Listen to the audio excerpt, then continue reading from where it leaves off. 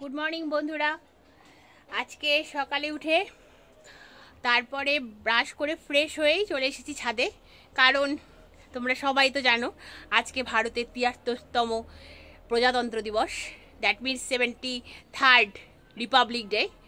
তো আমার বাড়িতেও আমি ফ্ল্যাগ হোস্টিং করি বন্ধুরা।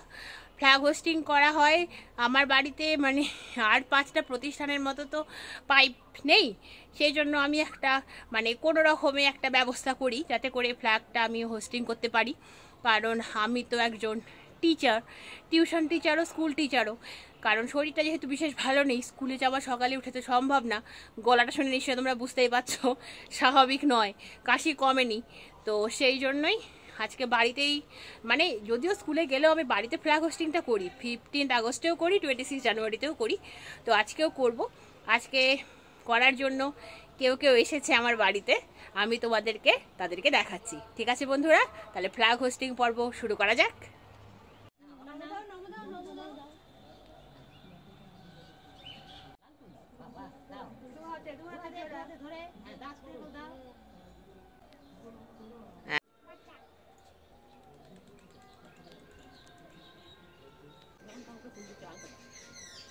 বাবা সরো, বাবা সরো।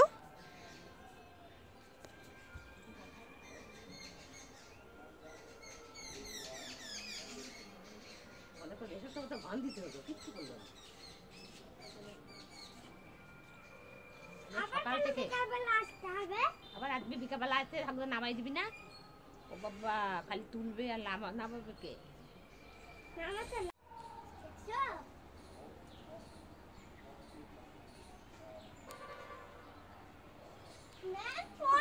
বন্ধুরা, ফ্ল্যাগ হোস্টিং হয়ে গেছে। যে ভদ্রমহিলাকে তোমরা দেখলে তিনি হলেন আমার পাড়া সম্পর্কের বৌদি, ওই যে পুচকিটা আছে তার মা। তো ও পুচকিটা যেমন কিউট, তার মাটাও তেমনই সোবার একজন ভদ্রমহিলা আমার বৌদি হন পাড়া সম্পর্কের বৌদি হলেও উনি নিজের বৌদির থেকে কোনো অংশেই কম নয় বন্ধুরা। এইটা আমার স্বীকার করতে কোনো রকম হেজিটেশন নেই। উনি নিজের বৌদির থেকেও কিছুটা অংশে বেশি বলতে গেলে। তো যাই হোক, উনি এলেন, ওনার ছেলে এলো। তো খুব আনন্দ করে আমরা ফ্ল্যাগ হোস্টিং করলাম, মাও ছিল, দেখলেই তো তোমরা। তো ফ্ল্যাগ হোস্টিং হয়ে গেছে বন্ধুরা। আজকে আর 15ই আগস্টের ফিলিংসটাই কিছুটা অন্যরকম। মনে হয় যে না, আমরা আজ স্বাধীন শুধুমাত্র কাদের জন্য? সেই সমস্ত ভারত মাতার বীর সন্তানদের জন্য, যারা নিজেদের রক্ত দিয়ে, নিজেদের জীবন দিয়ে আমাদের স্বাধীনতা এনে দিয়েছেন। তাদেরকে বিনম্র শ্রদ্ধা নিবেদন করি। শুধু তারা ছিলেন বলেই আজকে আমরা স্বাধীন, না হলে হয়তো আমরাও আজ কারাগারে থাকতাম, ব্রিটিশদের অত্যাচার সহ্য করতাম। হতেই তো পারতো, কি বলো বন্ধুরা? তাহলে চলো এবার নিচে যাওয়া যাক। দেখো বন্ধুরা, ও হচ্ছে আমার পাশের বাড়িতে থাকে। তোমার নাম কি বলে দাও? হ্যাঁ, ও হচ্ছে আমার স্কুলের স্টুডেন্ট, আমার স্কুলে পড়েও। আমি যেহেতু সকালে ফ্ল্যাগ হোস্টিং করেছিলাম, সেই জন্য তো ও এসেছিল, হয়তো তোমরা দেখেওছো। তো যাওয়ার সময় ভাবলাম আমার তো বাড়িতে সব চকলেট যা ছিল আমি সব খেয়ে ফেলেছি, তো আজকে একটা বিস্কিটের প্যাকেটই ধরিয়ে দিলাম হাতে। আর কি করবো বলো বন্ধুরা, খালি হাতে তো আর ফ্ল্যাগ হোস্টিং হয় না। তো যাই হোক, তো ফ্ল্যাগ হোস্টিং কমপ্লিট। ওর হাতে একটা বিস্কিট দিয়ে দিয়েছি। ও এসেছিল, আর ওর মা আমার বৌদি হয়, সেও এসেছিল। আজকে খুব আনন্দ করে ফ্ল্যাগ হোস্টিং করা হলো। এই দেখো বন্ধুরা, ও হচ্ছে আমাদের একটা কিউট স্টুডেন্ট আমার স্কুলের। এই দেখো বন্ধুরা, আমার আজকের ব্রেকফাস্ট 26 জানুয়ারি স্পেশাল বানরুটি আর চা। তাহলে বন্ধুরা, ব্রেকফাস্টটা করে নিই, তারপর আবার তোমাদের সঙ্গে দেখা হচ্ছে, কথা হচ্ছে।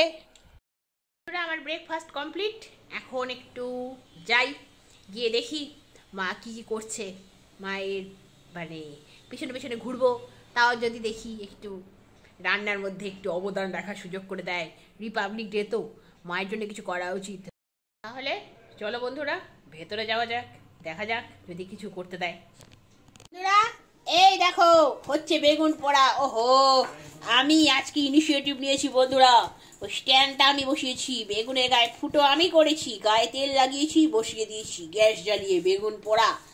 আর এইখানে হচ্ছে বন্ধুরা ভাত, আর এই প্রেসারে ছিল ডিম আর আলু, যেটাকে আমি 3টে সিটি দিয়ে নামিয়েছি। এগুলো ছোলা হবে আজকে, তৈরি হবে ইয়াম্মি ইয়াম্মি লাল লাল ডিমের ঝোল। ওহো, তাহলে বন্ধুরা করতে থাকি আর তোমাদেরকে দেখাচ্ছি আমি ঠিক কি কি করছি আজকে।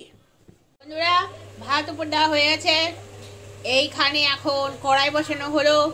এই যে উচ্ছে বেগুন আর এই যে ভাজার বেগুন, এগুলো সব ভাজা হবে এখন।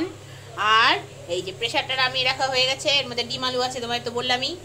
আর এই যে বেগুন পোড়া, এখন এটাকে ঠান্ডা হলে খুলে মাখলেই রেডি হয়ে যাবে। তৈরি হয়ে গেছে উচ্ছে বেগুন ভাজা বাবার জন্য।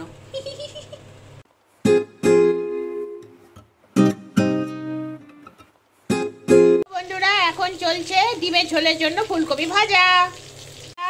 আজকে যেহেতু রান্নায় অবদান রাখছি আমি, সেই জন্য ফুলকপি ভেজে তুলে নেওয়ার পরে এখন আমি আবার আলুটাও বাছছি। দেখা যাক বন্ধুরা, যদি একটু টেস্টি করতে পারি মায়ের মতো, দেখা যাক, লেটস সি।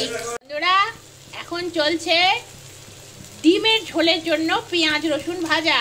বন্ধুরা এখন পেঁয়াজ রসুনের সঙ্গে দিয়ে দেওয়া হয়েছে ক্যাপসিকাম আর টমেটো।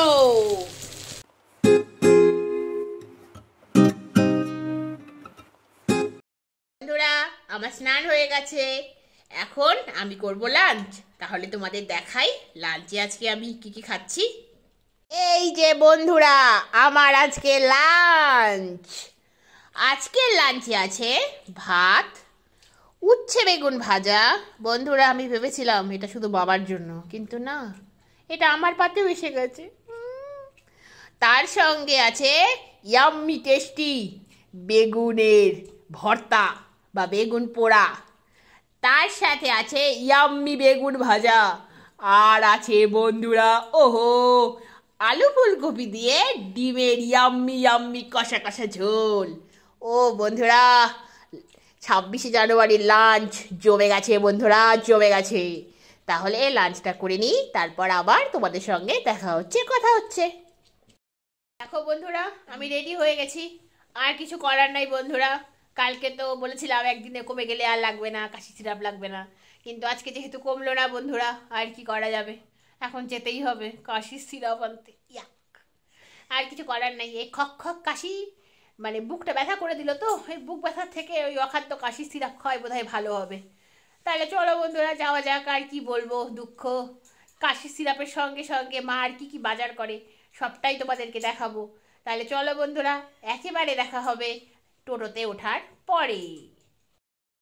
বন্ধুরা এই যে আমি আর মা উঠে গেছি টোটোতে, এখন চললাম বাজারে। তাহলে চলো যাওয়া যাক।